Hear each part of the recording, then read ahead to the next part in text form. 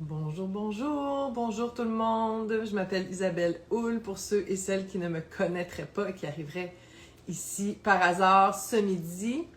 Je suis la fondatrice, créatrice de l'approche à contre-courant. Je suis passionnée par le rétablissement de notre essence et depuis 2017, j'aide les gens, mais oui, les gens, j'ai aidé des jeunes, des hommes, des femmes à rétablir leur essence, à faire le prochain pas, à briller férocement. Je suis vraiment ici pour nous accompagner à soulever les voiles sur notre essence, voir qu'est-ce qui nous empêche de briller férocement, de faire de notre vie une œuvre d'art. C'est ma mission, c'est ma passion. C'est ce qui motive tous les matins où je me lève, c'est de venir vers vous pour vous offrir des outils concrets, faciles, plus de compréhension. Donc, aujourd'hui, le direct, c'est une invitation à faire mieux. Et si vous me connaissez, vous savez que j'ai tendance parfois à partir par passion dans toutes les directions. Alors, ce midi, je me suis pris des petites notes parce que j'ai envie qu'on réfléchisse ensemble. Pas que moi, j'ai envie qu'on réfléchisse ensemble. Fait que je vais vous demander peut-être de commenter en direct ou en différé sur le sujet de rétablir sa nature profonde. Donc, je veux qu'on réfléchisse ensemble au rétablissement. Qu'est-ce que ça veut dire? Qu'est-ce qui nous empêche de le faire? Qu'est-ce qui empêche certaines personnes de le faire? Et là, je veux que vous sachiez que ça ne concerne pas les personnes qui utilisent les substances ou qui ont utilisé les substances. Pas que ces personnes. Moi, je suis ici pour aider le plus grand nombre de personnes possible à rétablir leur nature profonde. C'est quoi notre nature profonde? C'est la partie de nous qui est sans peur, la partie de nous qui avance, le cœur ouvert et qui sait qu'il y a quelque chose à amener, à apporter dans ce monde pour faire de ce monde un monde meilleur. Tout le monde, toutes les personnes qui ont eu le cadeau de la vie, qui sont sur cette planète, ont cette bénédiction de faire de ce monde un monde meilleur. Quand on vibre à la fréquence qu'on va appeler de la dépendance, mais je vais revenir là-dessus, quand on vibre plus bas, on a de la difficulté à voir qu'on a une valeur, qu'on a une mission, qu'on est ici pour faire quelque chose d'important. On oublie ça, on l'a oublié. Il y a des voiles qui se sont posées sur cette nature profonde-là et moi, ma mission, c'est de venir nous accompagner. Je m'inclus là-dedans à soulever ces voiles un à la fois et je me suis prise des notes parce que c'est un sujet qui me passionne. Si vous me connaissez, vous le savez.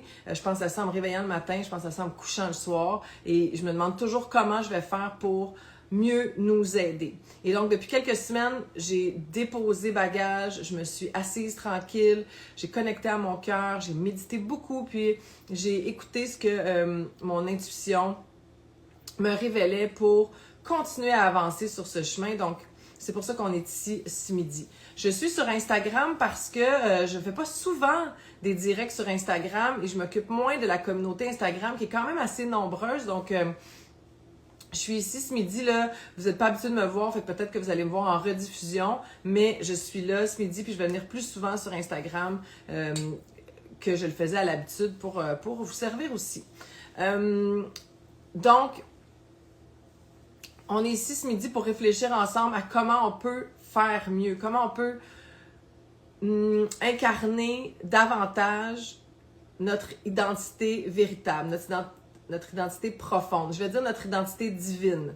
Cette partie de nous qui a des qualités divines, donc qui est généreuse, qui est bienveillante, je le disais tantôt, qui est sans peur, donc qui est courageuse, qui est authentique, qui exprime sa vérité sans diminuer sa lumière, qui n'a pas peur de déranger, qui n'a pas peur de prendre trop de place. Puis si on a ces peurs-là aujourd'hui, puis je vais en parler des peurs, on n'est pas brisé. Il n'y a personne qui est défectueux. Avoir des peurs, ça fait partie des voiles à soulever. Ça fait partie de notre humanité, d'avoir mis des voiles sur notre nature profonde. Puis dans cette vie humaine, ben, une des missions qu'on a, c'est de les soulever. Donc, une invitation à faire mieux, réfléchir ensemble et, dans le fond, rencontrer notre prochaine version. Parce que, tu sais, on dit souvent la meilleure version de soi. Ben, je sais pas c'est quoi la meilleure version de moi ou de toi, mais ce que je sais, c'est qu'on évolue tout le temps. Et qu'on est toujours en train de rencontrer la prochaine version de nous. Donc, la version de moi qui gérer mes émotions avec de l'alcool, beaucoup de bruit, des étourdissements. Elle est plus là, cette version de moi. J'ai soulevé ces voiles-là. Après ça, j'ai eu la version de moi qui a utilisé la nourriture. Celle-là non plus, elle semble pas vouloir revenir. Après ça, j'ai eu une version de moi qui était très, très triste, puis qui comprenait pas. Mais cette version de moi-là est aussi appelée à disparaître. Il n'y a pas beaucoup de tristesse dans mon corps. J'ai appris à honorer les émotions qui étaient là et encore une fois, continuer à soulever des voiles. Et chaque fois que je soulève un voile, je sers mieux ma mission. Là, je parle de moi, mais c'est la même chose pour toi. Chaque fois que j'accepte de soulever un voile et d'aller vers l'avant, de prendre plus d'expansion, de mieux exprimer ma nature profonde, chaque fois, j'arrive comme dans un nouveau costume. C'est comme si mes vêtements humains étaient trop petits et puis que là, je faisais du ménage et là, je me libérais des vêtements trop petits, je prenais de l'expansion puis là, je portais des nouveaux vêtements. Donc, des versions de nous, il y en aura des dizaines, si c'est pas des centaines, d'ici à notre dernier souffle. Mais une chose est certaine, c'est que la nature de toute chose est la croissance. Dans cet univers, tout ce qui arrête de grandir meurt. Regarde la nature autour de toi. Tout ce qui arrête de grandir meurt. La différence entre toi et moi et un arbre, la rivière, une fleur, c'est que nous, notre humanité nous a donné des cadeaux. Aujourd'hui, on va se dire la vérité. On va se parler de peur, on va se parler de mensonges, on va se parler de croyances limitantes. Donc, nous, notre humanité vient avec une conscience. Et la conscience va générer des peurs, des craintes. Puis là, on va vouloir rester dans ce qu'on connaît. Et là, l'inconscient, pour nous protéger de l'inconnu, va nous ramener dans ce qu'il connaît, dans ce qui est imprimé. Je ne rentrerai pas dans les détails de ça aujourd'hui, mais tout ça travaille ensemble. Et donc, c'est la différence entre mon chat, l'arbre, la rivière. L'arbre n'a pas peur de grandir. La rivière n'a pas peur de devenir un fleuve. Mon chat n'a pas eu peur de passer de petit minet à chat adulte. Ce ne sont que les humains. C'est une exclusivité humaine. La peur, et je parle de la peur entretenue par les pensées, là, pas une peur, un sursaut comme les animaux peuvent avoir, par exemple, mais nous sommes les seuls à entretenir nos peurs avec nos pensées.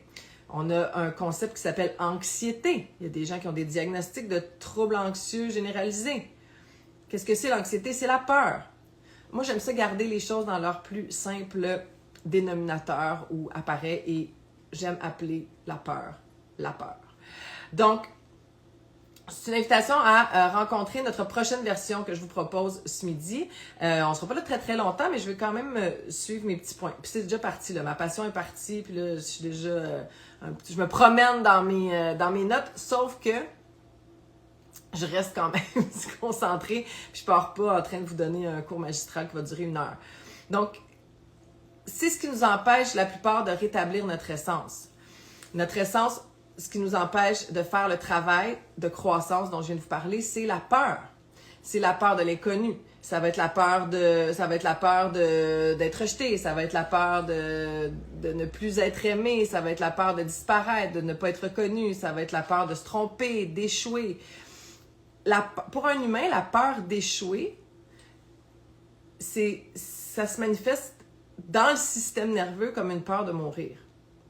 C'est pas juste une peur d'échouer, c'est aussi une peur, pas mentale et consciente, mais dans le corps, ça va se manifester comme une peur de mourir. C'est important de reconnaître ces peurs-là. Donc, la peur est souvent ce qui va nous empêcher de briller férocement, de faire de notre vie une œuvre d'art, d'avancer dans notre vérité et de laisser aller les comportements qui nous sont nuisibles et qui nous contractent.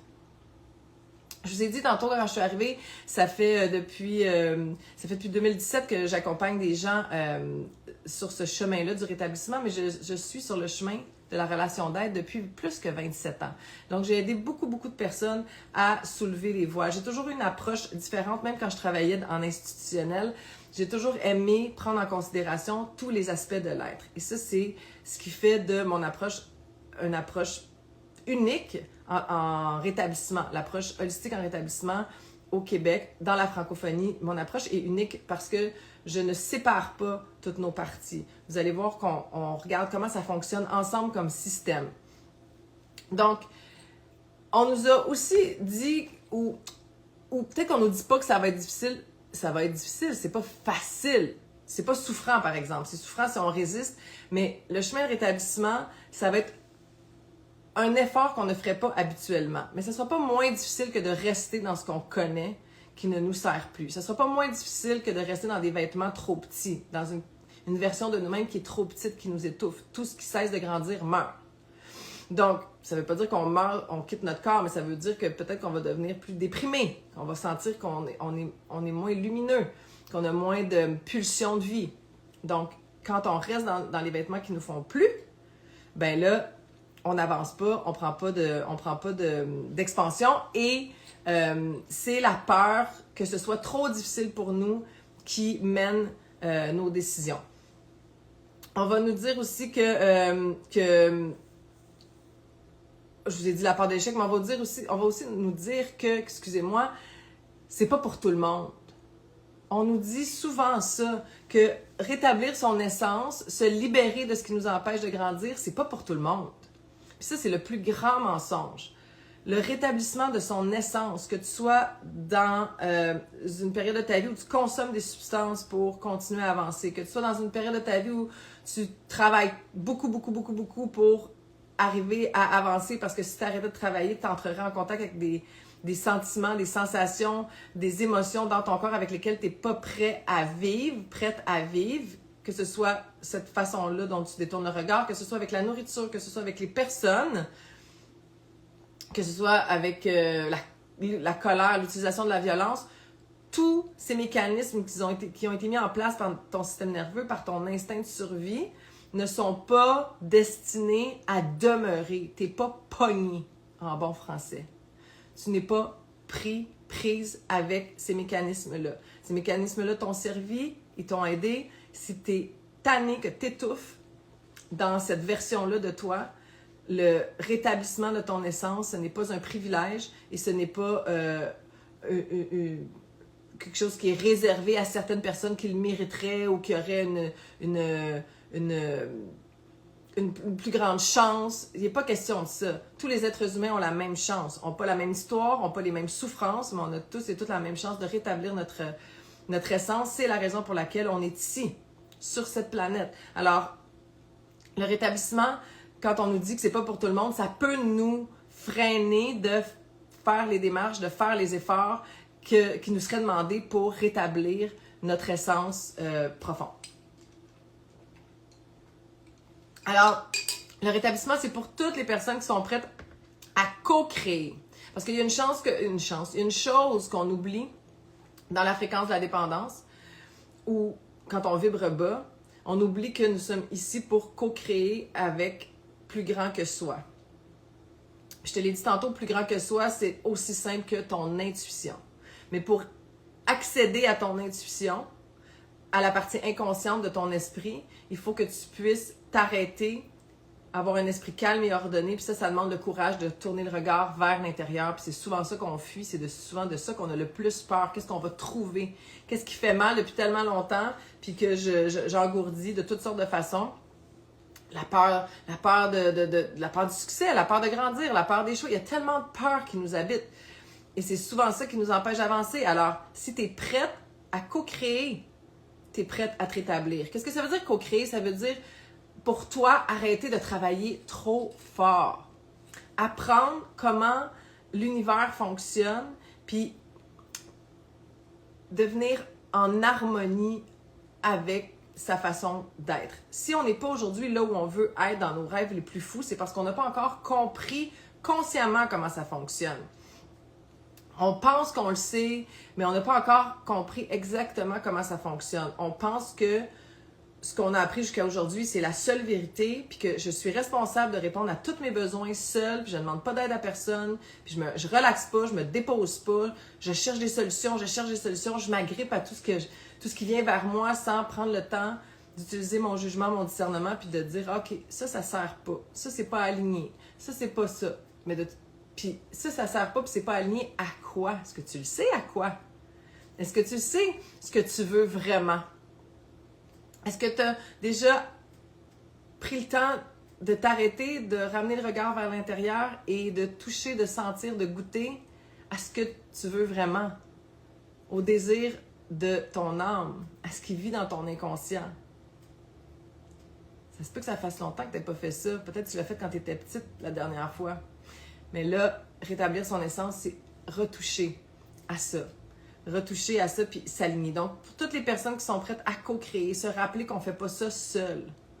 Que tout ce qui se passe ici, c'est limité, puis que je dois entrer dans un monde plus grand, plus vaste pour créer ma vérité.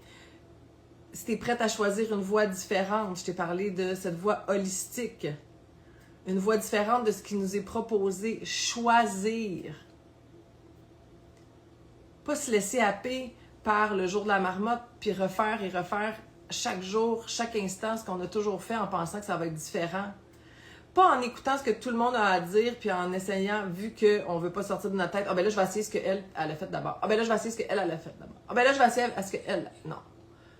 On s'arrête, on choisit une voie différente, on reconnecte des parties de nous qui sont déconnectées, on se reconnecte à plus grand cette partie de nous qui est l'intuition, cette intelligence qui est à l'œuvre en moi, autour de moi et à travers moi, en toi, autour de toi et à travers toi, à travers les arbres, à travers mon petit chat qui fait dodo, à travers la plante qui est derrière moi, à travers tout ce qui est, à travers le soleil qui se lève, qui se couche, à travers la lune, à travers les nuages. C'est toujours la même intelligence qui fonctionne de manière ordonnée.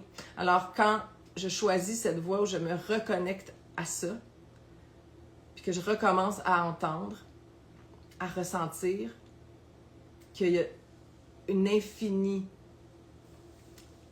en fait, un potentiel infini de possibilités, j'arrive dans le royaume du rétablissement, un souffle à la fois.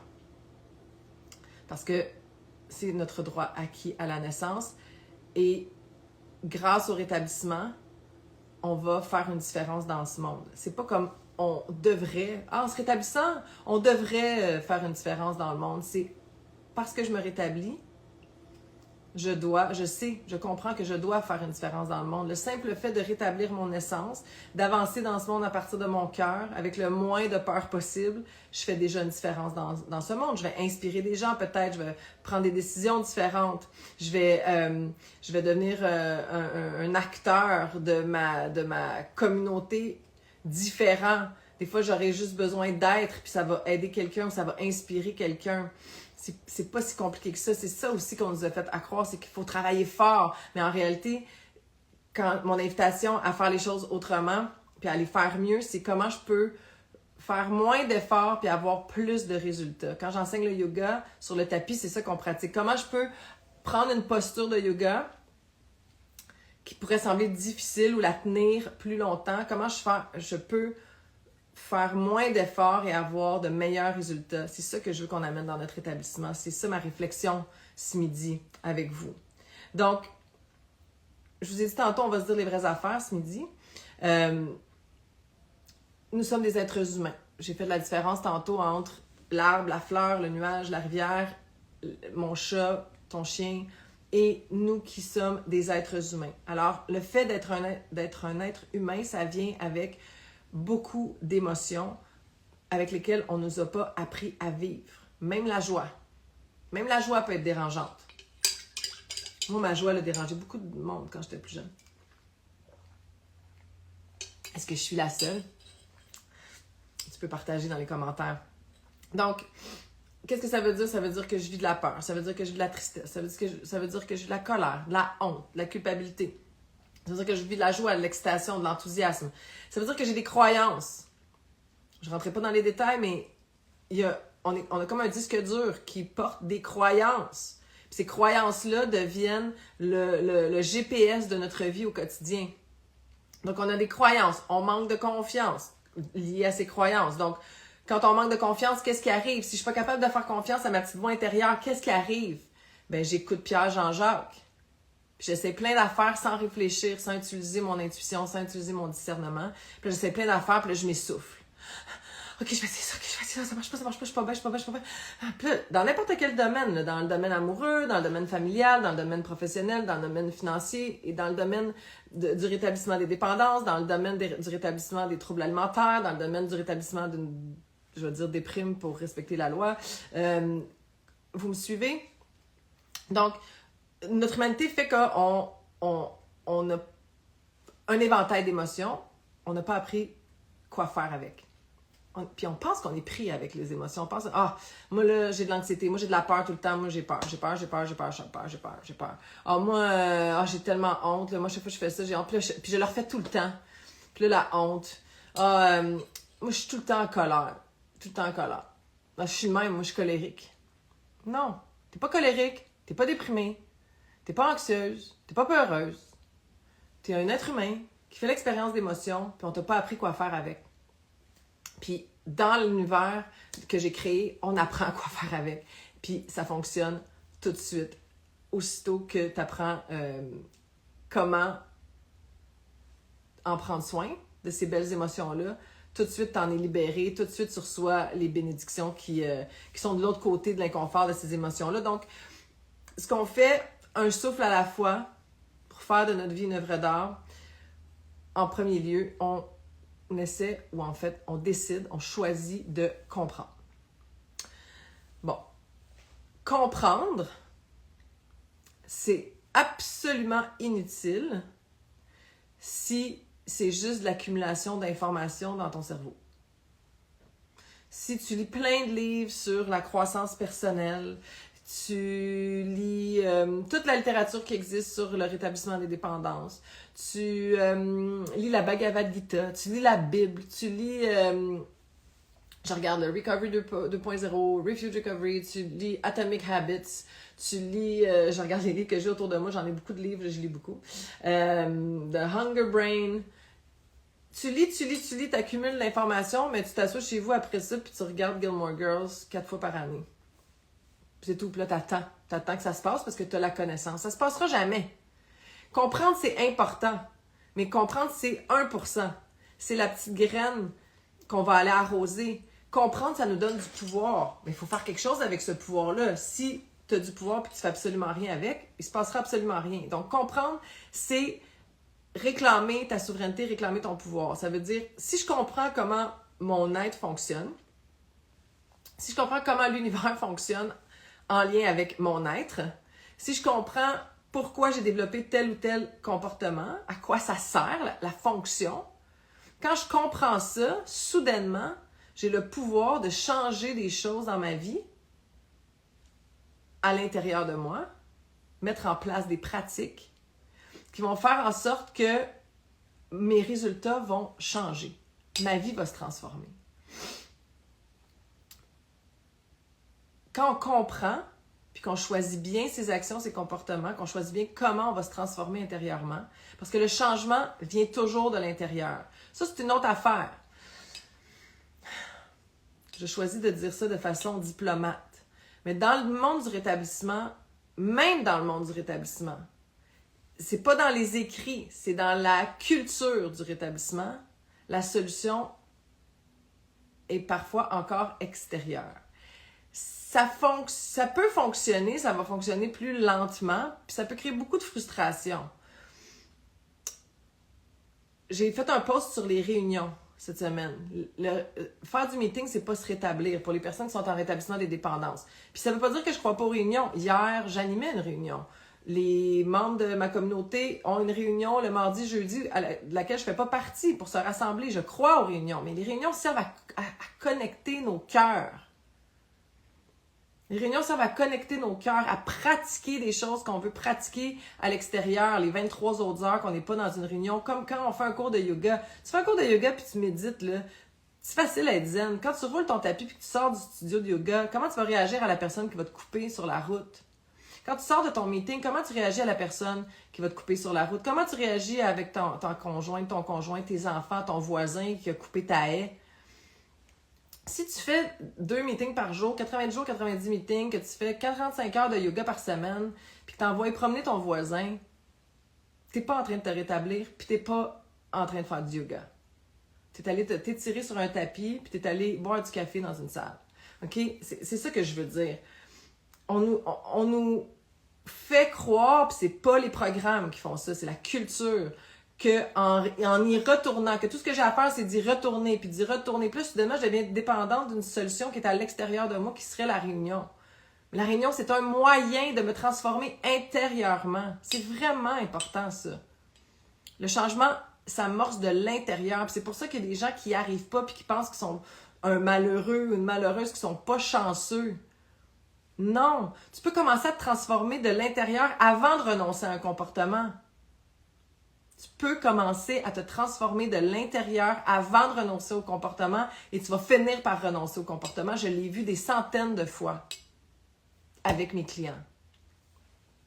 Okay? On n'a pas besoin de tout de suite enlever quelque chose. On peut ajouter pour enlever. Addition par soustraction. Le changement s'amorce toujours de l'intérieur. Donc, quand je comprends, entre autres ça, quand je comprends la mécanique de l'être humain, quand je comprends la fonction des comportements qui me font détourner le regard, je soulève les voiles un à un en posant des gestes différents. Je comprends comment fonctionne mon esprit, comment fonctionne mon inconscient, c'est quoi son rôle, comment il marche, c'est quoi son rôle, c'est quoi son langage à mon inconscient. Quand je comprends comment ma conscience fonctionne, la conscience, c'est ta conscience qui te parle, c'est-tu le petit ange puis le petit démon? Non, il n'y a pas d'ange puis de démon. Il y a quelqu'un qui m'a dit ça cette semaine. C'est comme un ange puis un démon. Non, t'as le programme qui serait le démon, puis t'as la conscience qui serait l'ange. Mais t'as des idées de schnout qui montent à ta conscience, puis tu les acceptes consciemment, même en une fraction de seconde. Parce que tu n'as pas repris le pouvoir sur ta conscience. Tu ne comprends pas comment ta conscience est puissante puis comment l'utiliser. Parce que personne ne te l'a montré, personne ne nous l'a montré. On devrait enseigner ça en maternelle. On devrait enseigner ça aux enfants en pré-maternelle. C'est tellement facile à comprendre. Puis si on l'utilisait depuis plus longtemps, Colin Debin, ça irait bien mieux dans ce monde. Donc, quand je comprends comment fonctionne mon esprit, le rôle de mon inconscient, de la conscience, comment mon corps, qu'est-ce que mon corps vient faire là-dedans? Qu'est-ce qu'il me dit? À quoi il sert? Quand je comprends ça, quand je comprends pourquoi comprendre mon esprit, conscient, inconscient, corps, est important en rétablissement, puis comment m'en servir, je fais de ma vie une œuvre d'art, là, de plus en plus, puis là, je me remets à briller férocement. On dit la solution est spirituelle. Moi, j'achète ça à 100%. La solution est spirituelle. La solution que tu cherches pour sortir de la version actuelle et entrer dans ta nouvelle version, dans ton nouveau suit. La solution, elle est spirituelle. Elle est dans ton esprit. C'est ça que ça veut dire. T'es pas obligé de croire en un Dieu catholique parce que c'est notre culture, mais peu importe, un Dieu extérieur. Tu peux croire à un Dieu extérieur à toi en sachant, si tu as la foi, tu sais que si tu crois à un Dieu à l'extérieur de toi, qu'il y a une partie de ce Dieu-là qui vit en toi. Tu peux appeler la nature Dieu, tu peux appeler ce qui est plus grand que toi Dieu, tu peux ne pas appeler ça ainsi, tu peux appeler ça l'univers, l'intelligence, la loi. Je m'en fous. Parce que tout ça nous ramène à ton esprit, à la santé de ton esprit, à ta santé spirituelle. Alors quand on comprend comment, de plus en plus, comment prendre bien soin de notre cœur, puis même encore, prendre bien soin de notre intestin, prendre bien soin de nos cheveux, de notre peau, de nos yeux. On a appris plein d'affaires à ce sujet-là, mais est-ce qu'on sait comment prendre soin de notre esprit? Si on ne sait pas comment l'esprit fonctionne, on ne sait pas comment prendre soin de notre esprit. C'est pas bien compliqué, hein? Alors, la solution est bel et bien spirituelle parce que nous sommes des êtres spirituels. Nous avons un esprit. Nous avons un esprit, puis je vais arrêter là, mais nous avons un esprit. Fait que là, moi, ce que j'ai envie de vous enseigner, c'est comment s'en libérer. Là, je vous ai dit bien des affaires, puis je vous ai parlé de moi, ma vision de comment faire les choses mieux. Faire les choses mieux en commençant par comprendre, en cherchant la solution à l'intérieur de soi, en travaillant, j'aime mieux m'amuser, mais en apportant des changements sur mon monde intérieur pour voir des transformations extérieures. C'est comme ça qu'on en fait plus, c'est-à-dire qu'on en fait moins, mais qu'on en récolte plus. Donc, si j'étais sur un tapis de yoga, puis que je suis dans une posture qui est difficile, bien là, je réagis en détendant mon corps, mon esprit, je calme et ordonne, j'en ai parlé tantôt, et là, soudainement, je peux garder la posture un peu plus longtemps. Dans le rétablissement, c'est la même chose. Peut-on apprendre à se calmer, à ordonner l'esprit et à entendre cette petite voix qui va nous dire quel est le prochain pas à faire pour co-créer avec ma conscience et mon esprit mon œuvre d'art? Briller férocement, changer ce monde. Parce que tu as vraiment quelque chose à apporter dans ce monde. Puis tout ça, là, tout ce que je suis en train de te dire là, ça veut pas dire méditer 3 heures par jour, puis ne plus faire tes activités. Ça s'adresse vraiment aux personnes occupées. Tout ce que j'ai à moi à te partager, là, ça prend pas de temps. Même ça te fait gagner du temps. Puis c'est clé en main. Tu apprends ça, je te donne des trucs qui sont à mettre en place tout de suite. Puis ta vie se transforme. Là, tu vas voir des différences dans la même journée si tu appliques certains de ces trucs-là. Donc, j'aimerais savoir, en direct ou en rediffusion, qu'est-ce que vous avez retenu de ce que je vous ai partagé ce midi? Quels sont vos ha-ha? Et puis, partagez-moi ça en commentaire. J'ai vraiment, vraiment envie de savoir quelles sont vos solutions, quelles sont vos façons de simplifier le rétablissement, de réfléchir autrement, de faire les choses mieux. Comment vous faites ça, vous, dans votre chemin de rétablissement? Est-ce que vous êtes engagé sur le chemin? Est-ce que vous êtes semi-engagé sur le chemin? Est-ce que vous êtes engagé sur le chemin depuis longtemps puis vous dites « Ah, j'ai besoin comme... Je sens que je peux encore prendre de l'expansion parce que c'est notre nature humaine de n'être jamais satisfait. Il ne faut pas se contenter de ce qu'on a. Il faut avoir de la gratitude pour ce qu'on a et puis tout de suite accepter qu'on n'est pas promis là, né pour un petit pain. On est promis au plus grand et au plus beau. Chacun et chacune d'entre nous, au plus grand et au plus beau. Alors, je vais lire vos commentaires avec beaucoup d'attention et d'enthousiasme. Et puis, j'en profite pour vous inviter à cette classe de maître Ascension qui aura lieu le 30 et 31 octobre. Les 30 et 31 octobre, c'est une classe de maître de 2 jours, de midi à 13h30 environ. 30 et 31 octobre, où nous allons justement explorer l'esprit, comprendre les mécanismes de rétablissement. Donc, je vais vous donner un petit peu de théorie, 1% théorie. On va comprendre, puis après ça, on va rentrer dans la pratique. Vous allez terminer ces 2 jours-là avec des outils concrets à utiliser maintenant et vous allez observer des différences tout de suite. Dans les 24 heures, vous allez observer que les choses à l'extérieur de vous se produisent différemment parce que vous avez déjà changé quelque chose intérieurement. Donc, c'est la classe de maître Ascension. C'est le 30 et 31 octobre. Il y aura des rediffusions.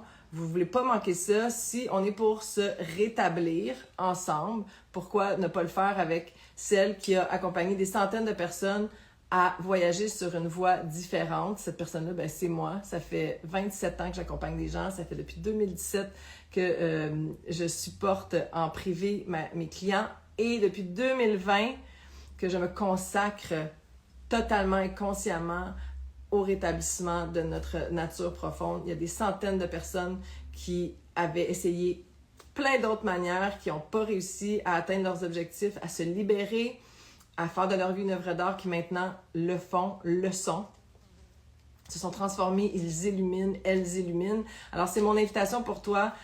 Classe de maître, 12$ pour fêter mes 12 ans de rétablissement. Le 30 et 31 octobre, tu as juste à commenter Ascension et puis je vais t'envoyer le lien avec tous les détails pour t'inscrire. Et n'oublie pas de m'écrire comment toi, tu simplifies ton rétablissement. Ça m'intéresse. Je te remercie beaucoup pour ta présence ce midi et je vous retrouve dans le monde virtuel. Salut!